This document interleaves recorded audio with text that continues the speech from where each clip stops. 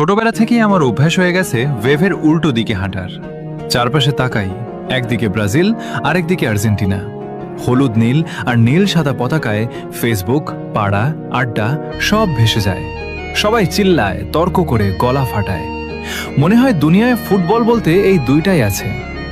কিন্তু এই ব্রাজিল আর্জেন্টিনার মাঝখানে আমরা কিছু পাগল আছি, যারা চুপচাপ এক কোণায় দাঁড়িয়ে লাল সবুজ পতাকা ধরে রাখি।